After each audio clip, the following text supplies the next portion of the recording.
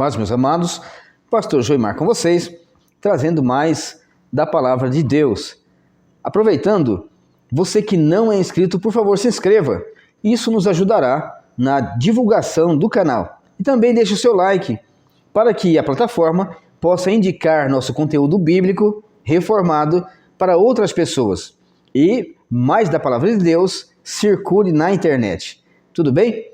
Aproveitando, quero agradecer aqui ao meu amigo, o presbítero Rodrigo, da Igreja Presbiteriana de Cuiabá, lá em Cuiabá. Ele que é mestre em edições televisivas, ele fez a vinheta do nosso programa. Muito obrigado, Rodrigo. Deus o abençoe. Vamos então, de Palavra de Deus, meus irmãos? Imagine você uma nação que está perdida em violência. Imagine uma nação que está perdida em iniquidade.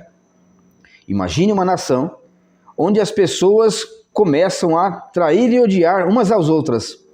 Imagine uma nação em que os governantes se venderam. Os juízes estão julgando por dinheiro e vendendo sentenças.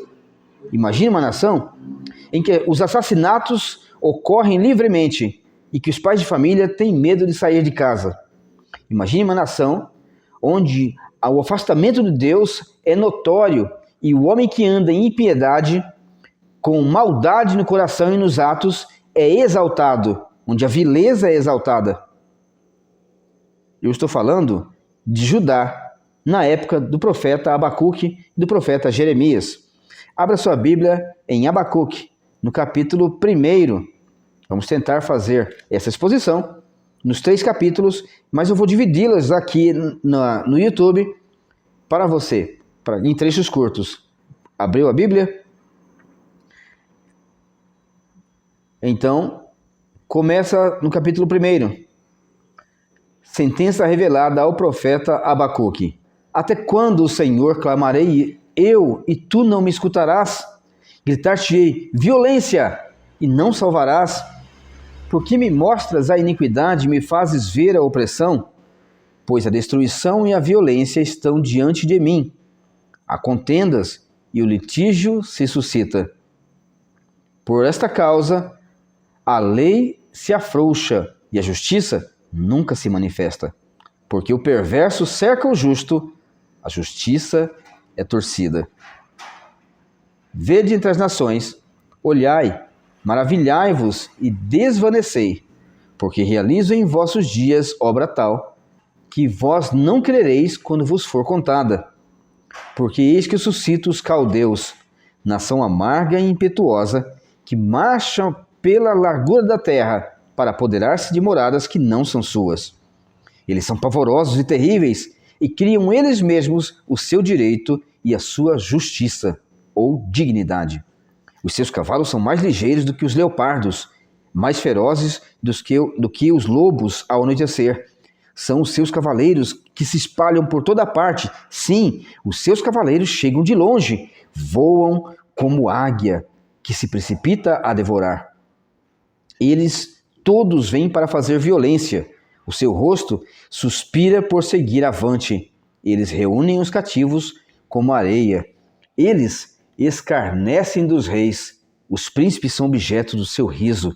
Riem-se de todas as fortalezas, porque amontoando terra as tomam. Então passam como passa o vento e seguem fazendo-se culpados estes cujo poder é o seu Deus. Não és tu desde a eternidade, ó Senhor, meu Deus, ó meu santo? Não morreremos, Senhor, para executar o juízo? Puseste aquele povo, tu, ó rocha, o fundaste para servir de disciplina. Tu és tão puro de olhos que não podes ver o mal, e a opressão não podes contemplar. Pois toleras os que procedem perfidamente e te calas quando o perverso devora aquele que é mais justo do que ele. Por que fazes os homens como peixes do mar, como os répteis que não têm quem os governe? A todos levanta o inimigo com um anzol. Pesca-os de arrastão e os ajuntam na sua rede varredora. Por isso, ele se alegra e se regozija. Por isso oferece sacrifícios à sua rede e queima incenso à sua varredura, porque por elas enriqueceu a sua porção e tem gordura a sua comida. Acaso continuarás, por isso, esvaziando a sua rede e matando sem piedade os povos? Este é o clamor de Abacuque. E então, meus amados, nós falaremos hoje sobre a esperança retrospectiva do profeta Abacuque. Mas começa com uma lamentação. Nesse texto, vemos, em primeiro lugar, peso revelado ao profeta Abacuque. É interessante notar que Abacuque não faz profecia.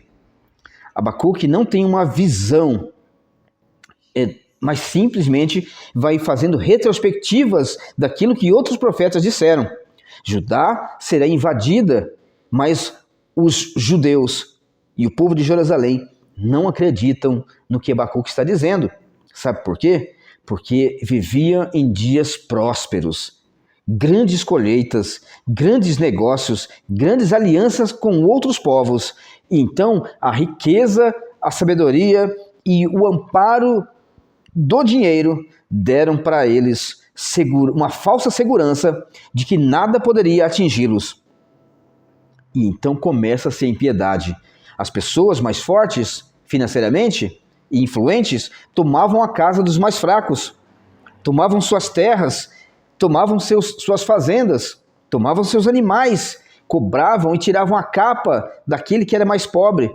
Assim, Deus foi amontoando a sua ira para derramar de vez. Enquanto a nação de Judá, lembre-se, Judá e Israel eram nações diferentes nesse período, o mesmo povo com a mesma origem, porém, nações diferentes, porque depois da morte de Salomão, vieram seus filhos Jeroboão II e Roboão e dividiram a nação. Reino do Norte, com Israel, capital Samaria, Reino do Sul, Judá, capital Jerusalém. Tem profetas que falam para o Reino do Norte e tem profetas que falam para Judá, dentro da Escritura.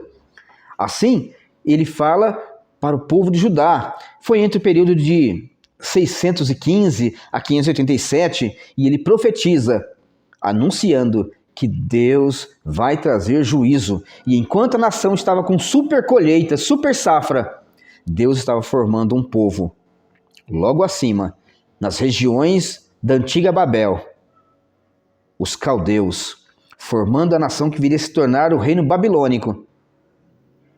Uma nação ímpia e amarga, com homens que matavam por prazer, para punir os povos da terra, inclusive o povo de Judá. Assim, o peso é revelado. Aqui está sentença na sua Bíblia, mas no hebraico está peso, porque o peso da balança é o sinal de justiça. Tanto no comércio, as mercadorias eram pagas com peso, prata, ciclos, e a mercadoria era colocada e o peso do valor da moeda, do metal precioso, era equivalente ao valor do produto. Então, ele diz, Deus está dando a sua sentença. É o juiz que agora vai dar o equilíbrio nas coisas. E os atos de Judá foram pesados. Lembram-se do profeta Daniel? Quando apareceu na parede para o rei uma mão que escreveu Mene, Mene, Tekel, Parsim. E então a tradução de Daniel para o rei: pesado foste na balança e achado em falta. Isto é, você entrou na sala do juízo de Deus e perdeu. Portanto, a sentença é revelada e ele começa então a fazer lamentos. Até quando, Senhor? Destacamos também aqui a palavra agora no verso 3. Por que mostraste iniquidade? Depois vemos no verso 14 novamente. Por que, Senhor? Me faz os homens como peixes. E os porquês vão ecoando pelo capítulo 1. Lembra alguma coisa? Abacuque tem sensação de injustiça dentro de si. Ele está desolado com uma nação que está inteira abandonada nos seus critérios religiosos de proximidade com Deus, está mergulhada no pecado. Então ele sente um vazio de justiça dentro dele, que o faz clamar: por quê? Por quê, Senhor? Lembra-se do clamor de Cristo? Aqui é no hebraico. No clamor de Cristo foi lamá, ou lemá. Aqui é a mesma palavra. Por quê? Por quê, Senhor? É uma alma angustiada, querendo a resposta de Deus. A mesma coisa Jesus gritou na cruz do Calvário. Eli, Eli, lema sabactani, porque, Senhor, Deus meu, por que me abandonaste? Então, o profeta está sentindo o abandono. Aqui ele imagina que Deus não está cuidando da nação. Porém, a resposta de Deus vem em breve. Deus não está distante, mesmo quando os tempos são de grande aflição. Existiam justos, sim, em Judá. Existiam pessoas que não se dobraram diante da iniquidade. Assim como em qualquer nação, existem aqueles que são os filhos de Deus que não se dobram à iniquidade. Então a voz profética se levanta para anunciar que Deus está no trono e é Deus que traz tanto o livramento quanto o juízo. No sétimo século, lá no tempo do profeta Isaías, quando profetizou para Israel e para Judá, Deus já havia dito, Isaías 45:7, eu formo a luz e crio as trevas, faço a paz e crio o mal. Eu, o Senhor, faço todas estas coisas. Em outras palavras, não adianta fazerem amizade com a Assíria. Não adianta fazer amizade com o Egito. Não adianta confiar no Egito ou em qualquer outro país, porque sou eu que trago tanto o livramento quanto eu trago a desgraça. Essa, pelo menos, é a versão de uma ótima tradução, que é da Bíblia de Jerusalém. Então, meus amados, aqui o profeta está dizendo, Deus, olha a injustiça, o Senhor está vendo. As pessoas estão tomando o dinheiro do outro, a casa do outro na justiça. Isso não acontece hoje também.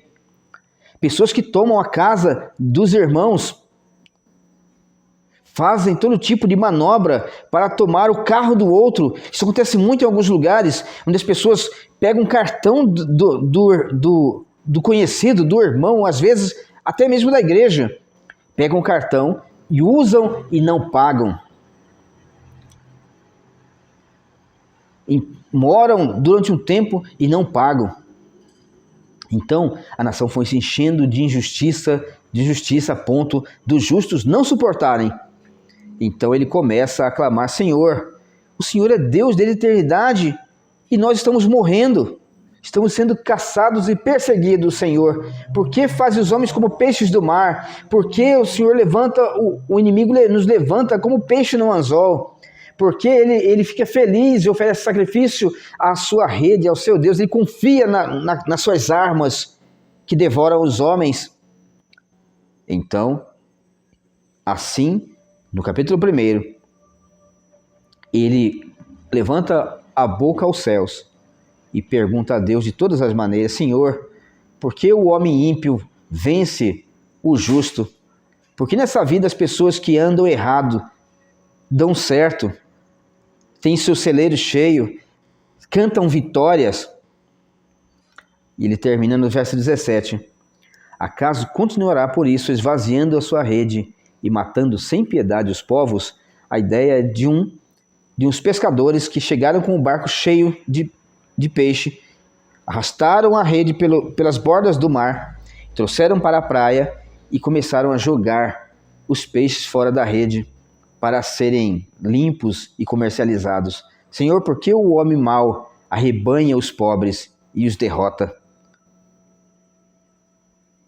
E nós vimos então que o clamor do profeta é um clamor justo, porém, ele devia atentar para o Deus que ele estava servindo.